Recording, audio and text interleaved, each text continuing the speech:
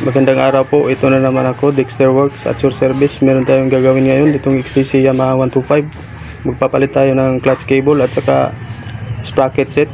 Alamin natin kung anong kombinasyon ang gusto ni sir. Tara, gawin natin.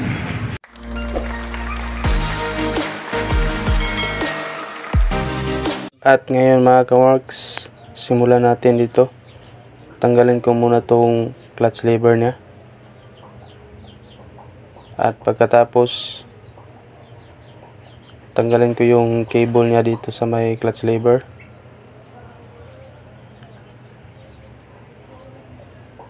Madali lang magkabit dito ng clutch cable mga ka-works sa XTC 125. Tapos dito sa baba hugutin lang yung cable niya. Ayan, naikabit ko na yung bagong clutch cable.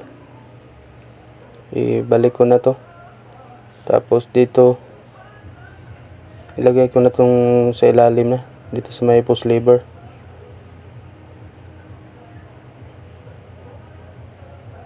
Ikabit ko na yung clutch cable dito.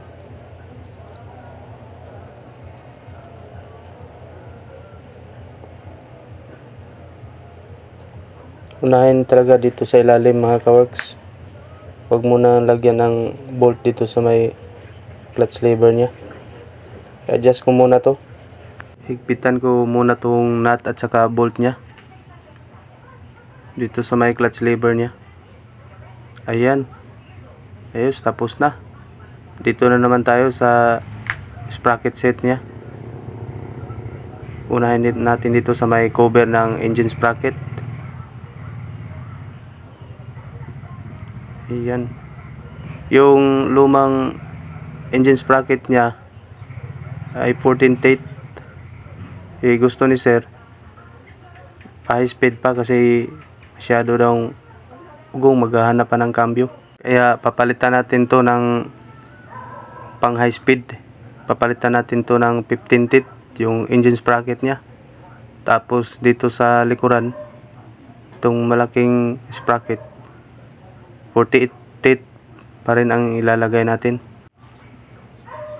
Kaya tanggalin muna natin to. Baklasin ko muna tong gulong nya para makabitan natin ang bagong rear sprocket. Pagtanggal dito, unahin dito yung fixing plate nya,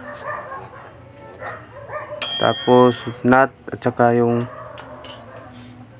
rear sprocket.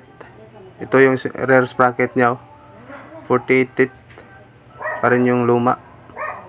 Ito yung luma niya. Tapos ito yung mga binili ni sir, MGC 428 heavy duty 124 lane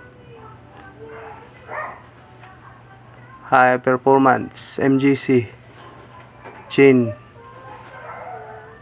Tapos ito yung rear sprocket niya, 48 teeth pa rin, MGC Motor Mate Group of Company.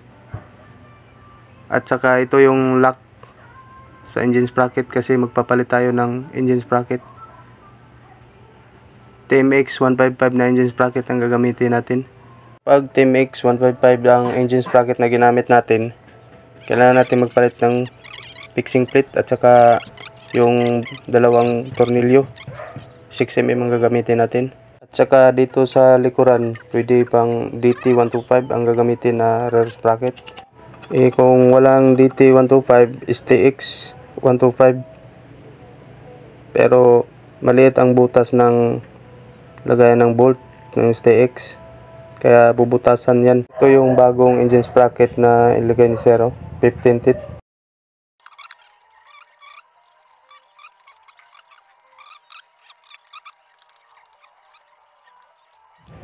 Ayan, okay na.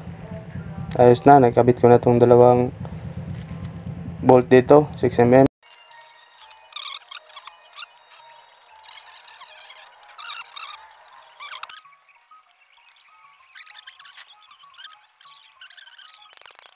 Yan, nalagyan ko ng axle. Ipasok ko na.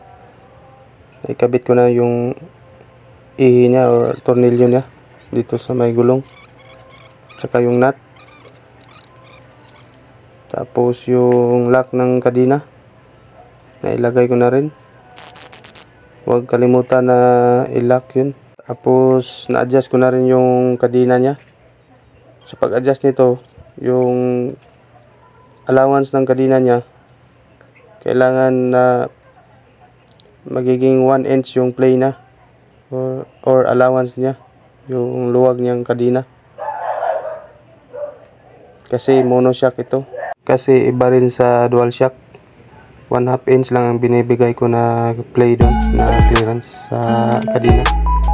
At maraming salamat po sa nanonood at sumusuporta, lalong-lalo na sa nag-subscribe sa Dexter Works YouTube channel. At sa may-ari nito, sir, maraming salamat sa iyo sa iyong pagtitiwala at pagpalain kayo ng Panginoon. God bless at peace out.